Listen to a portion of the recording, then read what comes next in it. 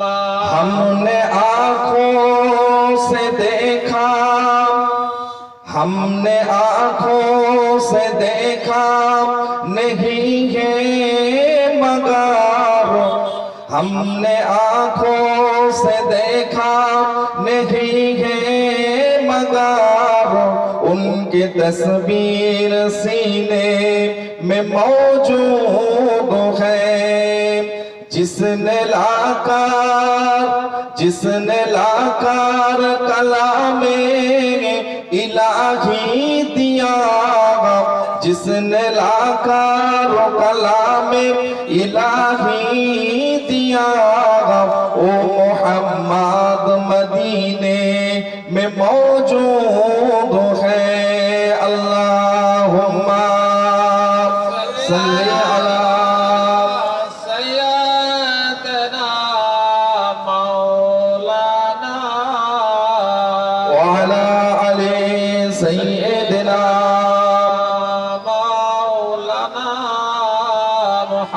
जिक्र करो ला इलाहा इल्लल्लाह, ला इलाहा इल्लल्लाह, ला इलाहा इल्लल्लाह मुहम्मदुर রাসূলুল্লাহ সাল্লাল্লাহু আলাইহি ওয়াসাল্লাম।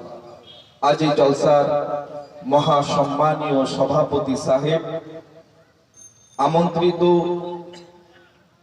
বিশেষ করে আমার পূর্বে যিনি ওয়াজ করছিলেন, আমারই খুব প্রিয়, আমারই ভাই হযরত মাওলানা মিজানুর রহমান সাহেব সহ আমন্ত্রিত বাংলাদেশ থেকে আগত আমাদের মধ্যে আবু সাইদ বুলবুলি সাহেব, এছাড়াও আমন্ত্রিত ওলামায়ে কেরাম হযরত, এলাকার মসজিদের ইমাম সাহেবগণ, এলাকায় বাস করা হাফেজে কোরআন ওলামায়ে কেরাম, আল্লাহ পাকের হাজি বান্দাগণ, আমার সম্মুখে বসে থাকা দিনদার নিকার আল্লাহ ওয়ালা পরেশগার বাবাজি ও ভাইরা, নওজোয়ান যুবকেরা, ছোট ছোট বাচ্চারা, পর্দার আড়ালে পর্দানশীনা আম্মা জান ও বোনেরা, সকলকে আমার আন্তরিক ভালোবাসা এবং সালাম জ্ঞাপন করি। আসসালামু আলাইকুম ওয়া রাহমাতুল্লাহি ওয়া বারাকাতুহু।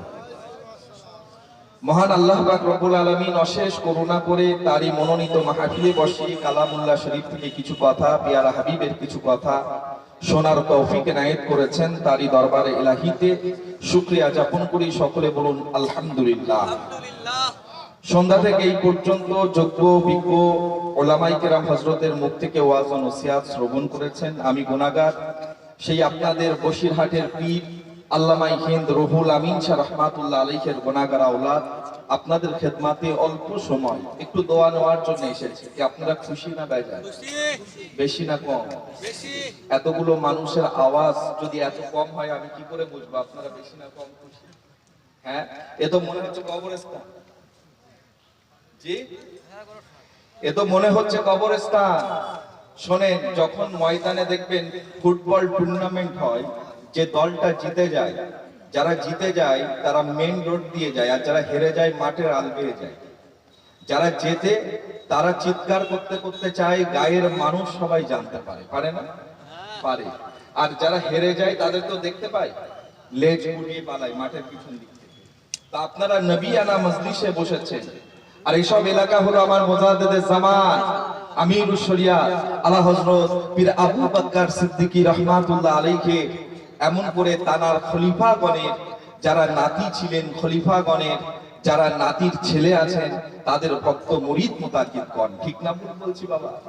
আমার দাদু পীরের যারা খলিফা ছিলেন, আমার দাদু পীরের ভক্ত মুরিদ মুতাকিদগণের আপনারা ছেলে আছেন, নাতি আছেন, আমাদের ঘরের ভাই আপনারা, আমাদের ঘরের চাচা আপনারা, আমাদের ঘরের ছেলে আপনারা। ঠিক না ভুল? এই মাহফিলে আপনারা বসেছেন শুধুমাত্র এই মাদ্রাসার জলসার জন্য নয়।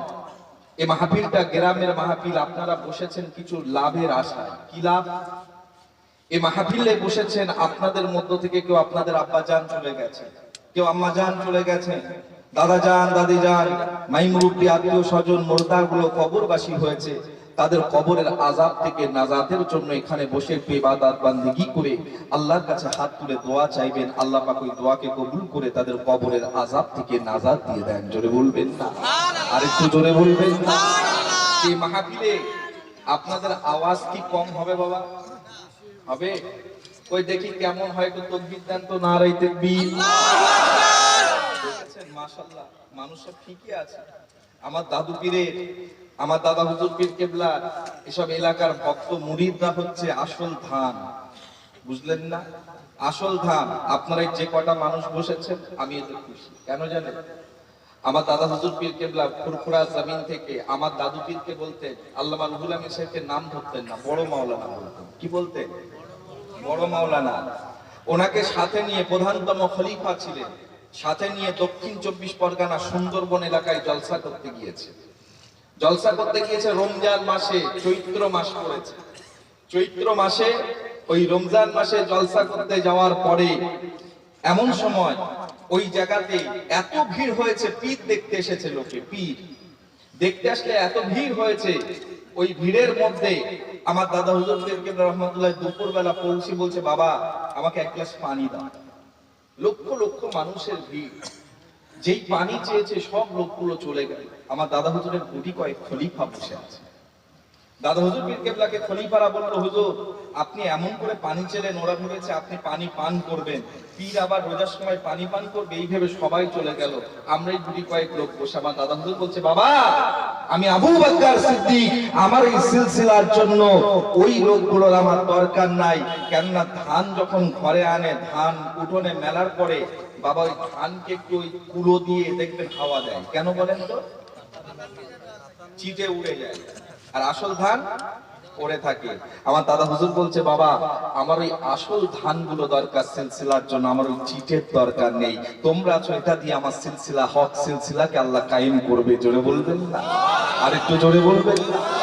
আজকে এই মাহফিলে আপনারা এসেছেন, এই মাহফিলে আপনারা হচ্ছেন সেই খাঁটি আমার মুজাদ্দিদে জামানের সিলসিলার, হক সিলসিলার মানুষ আপনারা।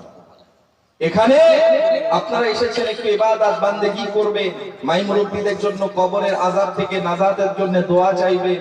অনেকে ঘরেতে আড্ডা মারবে, বিবি বাল বাচ্চা নিয়ে একটু গল্প করবে, আত্মীয় স্বজন আসবে, বাড়িতে গোশত রান্না হয়েছে খাবে, অনেকে আছে। কিন্তু মনে রাখবেন, আপনারা হচ্ছেন যোগ্য পিতা, যারা বসেছে যোগ্য সন্তান। কেন জানেন? আমার আপনার একদিন কুল্লু নাফসিন যায়কাতুল মাউত, প্রত্যেক নফসের মৃত্যুর স্বাদ গ্রহণ করতে হবে। আমি আপনি একদিন মারা যাব, নাকি জীবিত থাকবেন সারা জীবন? থাকবেন? থাকবেন না। আমাকে আপনাকে কবরে যেতে হবে। আপনি ঘরে শুয়ে আড্ডা মারবেন, বাজারে ঘুরে বেড়াবেন, আপনি যেদিন মরে যাবেন আপনার ছেলেও কিন্তু ঘুরে বেড়াবে। কেননা বাপের থেকে সন্তান শিক্ষা নেয়। আপনার ছেলেও ঘুরে বেড়াবে, কবরে কাতরাবেন, দোয়া চাইবার কেউ হবে না। যারা বসেছেন আপনারা ভাগ্যবান। আর আল্লাহ রাসূল বলেছেন, বাবা তোমরা দুনিয়াতে দুটো জান্নাত পেয়েছো, দুটো জান্নাত। সাহাবারা বলল, ইয়া রাসূলুল্লাহ দুটো কোনটা? রাসূল বলছেন, আমি রাসূলুল্লাহ মসজিদে নববী শরীফে এমন করে যখন খুতবা দিতাম, যে জায়গাটাতে ওটা হলো রিয়াজুল জান্নাহ, জান্নাতের অংশ, ওখানে আমার উম্মাত যদি 2 রাকাত নামাজ পড়ে, আমি রাসূল তার জন্য সুপারিশ করা কিয়ামতের দিনে আমার জন্য ওয়াজিব হয়ে যায়। জোরে বলবেন না? সাহাবারা বলল, ইয়া রাসূলুল্লাহ দ্বিতীয় জান্নাত? আল্লাহর নবী বললেন, দ্বিতীয় জান্নাত ওটা যেখানে কোরআন হাদিসের আলোচনা হয় দুনিয়াতে, ওটা হলো জান্নাতের বাগান। জোরে বলুন সুবহানাল্লাহ। এখন জান্নাতে বসার কপাল তকদির সবার হয়? জান্নাতের বাগানে বসার তকদির সবার হবে? জান্নাতে যাওয়ার তকদির সবার হবে? হবে না। আপনারা বসেছেন, অনেকের এই তকদির নেই এখানে বসার। কেননা এটা আমার আল্লাহ নির্ধারিত করে, কে জান্নাতে যাবে, জান্নাতের বাগানে কে বসবে, কার দ্বারা কোরআনের খেদমত হবে, এটা আমার আল্লাহ নির্ধারিত করে। আল্লাহ যাকে কবুল করে সেই মাহফিলে বসে। কেননা দেখেন, মতা পার্থক্য অনেক তৈরি হয়েছে সমাজে। এই আমি আপনাদের বলেছি বাপ মার জন্য দোয়া চাইবেন। একদল আলেম আছে, তারা বলে মানুষ মরে গেলে তার জন্য আর নতুন করে দোয়া পৌঁছানো যায় না। সে জীবনে যতটুকু নেকি সঞ্চয় করে ওটাই তার কাজে আসবে, নতুন করে কোনো নেকি তার কবরে পৌঁছানো যায় না। কিন্তু আমার দাদা হুজুর পীর কেবলা বসিরহাট হুজুরকে নিয়ে বাংলাদেশ নোয়াখালীতে জলসা করতে গিয়েছে। আসরের নামাজের ওয়াক্ত হয়েছে। দাদা হুজুর পীর কেবলা বসিরহাট আল্লামা হুজুরকে বলছে, বাবা বড় মাওলানা আপনি একটু নামাজ ইমামতিটা করেন।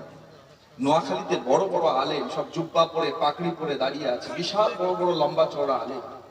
আমার দাদা হুজুর পীর কেবলা যখন হুজুর আল্লামাকে নামাজ পড়াতে বলেছে, ওই আলেমগুলো ভাবছে ওই হালকা পাতলা রুহুল আমিন আবার কি নামাজ পড়াবে, ওই বেটে খাটের ছোট মতন মানুষ কি নামাজ পড়াবে। আমার দাদা হুজুর পীর কিবলা রহমাতুল্লাহ আলাইহির কাছে নোয়াখালীর আলেমগুলো ছুটে গেলেন, হুজুর আপনারা তো মুসাফির মানুষ, আপনারা কসরের নামাজ আদায় করে নেন, আমরা ইমামতি করি। আমার দাদা হুজুর খুব ক্ষেপে গেলেন।